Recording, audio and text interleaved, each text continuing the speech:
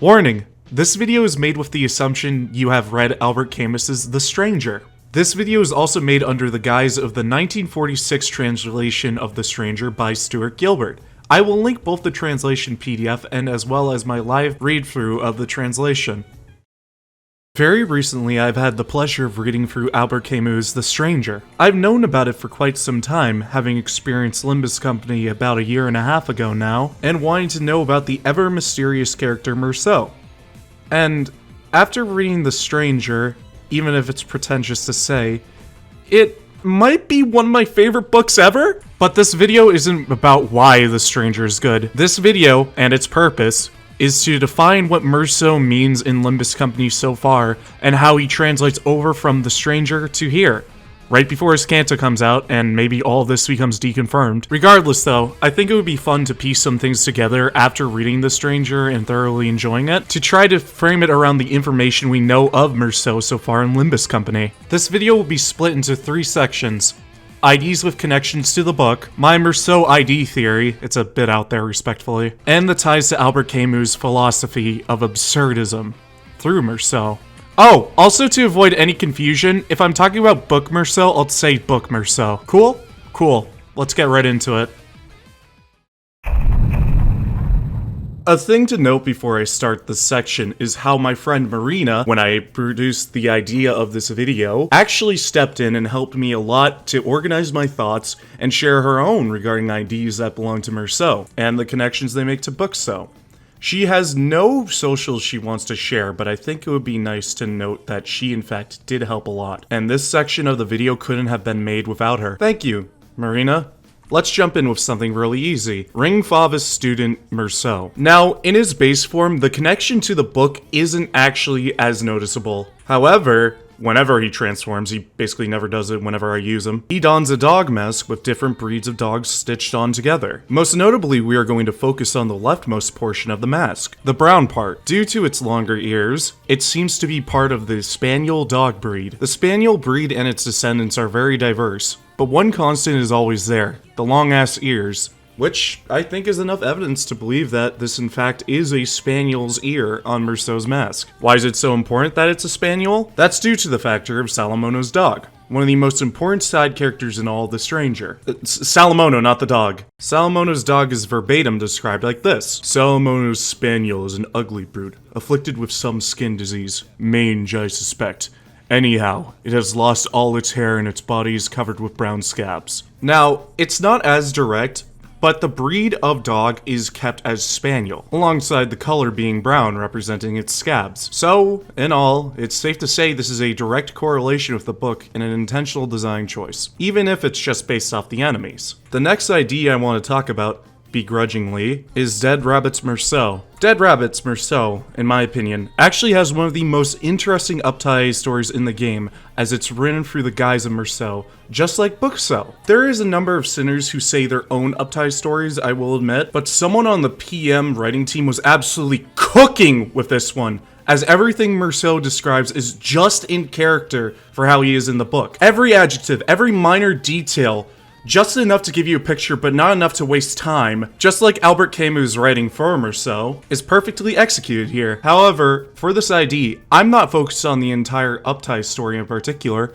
I'm focused on one thing in particular. The rain. The rain is mentioned 3 different times throughout this, in such a way where it seems to be a detriment to both Meursault and his crew. Now, I don't want to make too much of a stretch here, but it seems like rain is a fill-in for the sun, as the sun would make no difference in T-Corp as it's all beige anyways. So the rain is the perfect fill-in for the sun, and it's always utilized before major events in his uptie story. Before the job, after the job, and before meeting Heathcliff. The way rainfall is portrayed here is a bit lesser than how it is portrayed in The Stranger for the sun, where in The Stranger, Booksault sees it as a minor inconvenience, to a major inconvenience, to a reason to kill a man! So it seems like the rainfall is more in line with how it's treated in The Funeral, rather than the whole mentions of it throughout the book. We're gonna move on from the sun for now, but keep it in mind for something very important later. Also, something to note, I'm not covering every ID. If you personally have connections you've made and wish to share them, please use the comments down below. With that out of the way, Let's get on to the biggest one, I think, so far. This one directly reiterated from Marina's notes. Once again, thank you, Marina. The Prince of Manchaland Meursault. This identity alone had pages of connections to the book, due to the fact that it's one of the first identity stories that features Maman. One of the easiest and most damning connections you can make to the book is the factor that, despite being a fourth kindred, heavy expectations are placed upon Meursault to continue the Manchaland parade. Being the last survivor of Manchaland, he's expected to become king, despite only being a fourth kindred. This has direct ties to the societal expectations placed upon Meursault in The Stranger, alongside his mother's pet idea of anyone getting used to anything in the long run. Upon these new expectations being placed upon Meursault, the warp trains feel like a prison to him. The warp trains, which frequently experience thousands of years of dilated time, are also reflected in the way that Meursault viewed the prison. He lost track of time in the prison. Maybe it's a stretch to say, but the very concept of warp trains do reflect this. Oh, also they're similar to the police vans that bring him out to court. And the last, and certainly most damning connection, First Kindred Don Quixote is apparent in nowhere in Meursault's uptie story. This is directly reflected in the fact that Book Meursault nowhere had a father figure in his life. In fact, his father died before he was born. This is important to note because the mirror world, World of Fallen Manchaland, is actually different from World of Manchaland, meaning that Don Quixote did not kill the first kindred in this mirror world. In fact, this different mirror world had to be made as Cassetti already existed in Manchaland's mirror world. If you can't tell, he's right there at the bottom. So all in all, First Kindred Don Quixote just doesn't exist here. The Prince of Manchaland Meursault's only sort of parental figure is Maman, just like Meursault. Oh, also, Cassetti is executed similar to Meursault being set up to be executed at the end of the book. But that's all I have to say so far for IDs. I want to get on the big meat of this video. This is potentially the most shaky part of the video. My theory is, all of Meursault's IDs are how the court of public opinion views him. Okay, seriously, listen to me. I'm not pulling this out of my ass. I even have a few examples of this. What I mean by the court of public opinion is how people in the courtroom in part 3 of The Stranger view Meursault. The prosecutor tries to frame Meursault as sort of a right-hand man to Raymond, a notorious pimp and criminal. He frames Meursault as a cold-blooded murderer in pursuance of some sordid vendetta in the underworld of prostitutes and pimps. Vendettas. Huh? Do I even need to say it, or are you picking up what I'm putting down here? Meursault, despite being the most calm, cool, and collected sinner, received an ID all about vendetta from probably one of the most wrathful factions in the series. That's not who Meursault is. That's how someone views him in this possibility. That's someone directly being the prosecutor. There's also a few other examples I can think of, like Diechi Meursault and being a hardworking man, similar to a lot of claims made in his defense from witnesses. Or even a friend and someone to respect and look up to, similar to Blade Lineage Meursault. Those are just a few examples, and there's a lot you could get into there, but I hope that puts some ideas in your head for what I mean. However, that's not the only theory I have here. Marina recently put a little tidbit of an idea in my head when it came to Meursault's IDs. Every sort of pre-uptie artwork in his IDs are either looking away or blocking out some sort of natural light, which is true.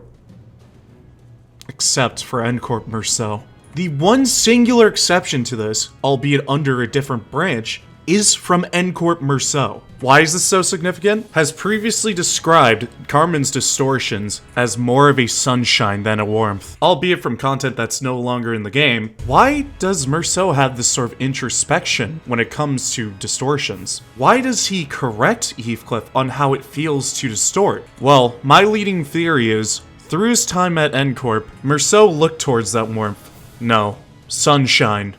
And distorted. The implications of sunshine, natural light, being the cause of distortion in Meursault, directly correlating with the sun being ever present throughout The Stranger in pivotal moments in the book, specifically for moments that damn Meursault and produce more evidence against him, true or not, go hand in hand with my main thought that I'm coming to the conclusion of. Meursault, in the past, has distorted when he works for N-Corp, and that caused the death of his mother. Directly quoting from his character trailer, "Today I killed my mother, or maybe it was yesterday." Now, we currently have no idea if he directly killed his mother, or if he feels responsible for her death because of his distortion. I hope I have provided enough evidence regarding this claim. I think it's a bit out there as a theory, but I don't think matricide being brought up in the gays bearing would be too unlike KJH to twist things around. In fact, in The Stranger, after Meursault's trial takes place, there is scheduled another trial for a young man who killed his father. But I'm gonna take off the tinfoil hat and end this theory here. It's time to move on to the final section of this video. Absurdism. What is absurdism? Absurdism can be described as the philosophical belief that humanity possesses an innate drive to find meaning, while the universe remains irrational, silent, and devoid of purpose.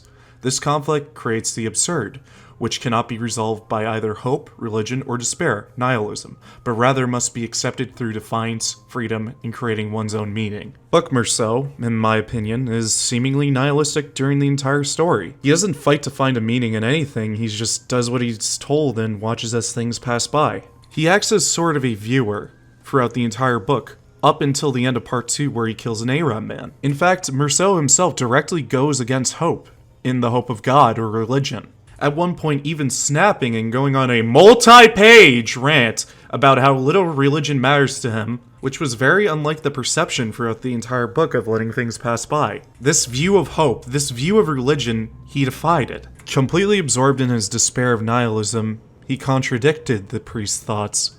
Yet, after that outburst of anger, Meursault felt cleansed. Feeling ready to start life all over again, and gazing up the stars and realizing the indifference of the universe. He didn't find a point in God, nor did he find a point in nihilism or despair, and he wanted to start life all over again. He came to terms with the indifference of the universe and realized his death and fate were sealed. Meursault is to be executed, but he doesn't regret the way he lived, which I think is extremely impactful. In just 5 pages, Meursault's entire philosophy had transformed. His view completely shifting to absurdism, wanting to find meaning despite the indifference of the universe. The indifference of the universe being directly quoted, and I think that's quite beautiful. Now the real question is, how do I think Limbus Company will handle Meursault's concept of absurdism? Well, that's quite simple. They already have a decent framework with the ending of The Stranger. Similar to how Yoshihide's search for art in creating the Hell Screen was translated to Ryoshu Sangria, I don't think absurdism will be as directly implemented as we might think,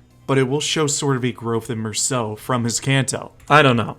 Those are just my current thoughts right now, but you're free to disagree and come to your own conclusions. The Stranger was an amazing book to go through, and the ideology of absurdism is absolutely wonderful to see. So much so I've been thinking about implementing it into my daily life. Albert Camus was far from a perfect person, but his philosophy for absurdism is one of the most beautiful things I have ever seen.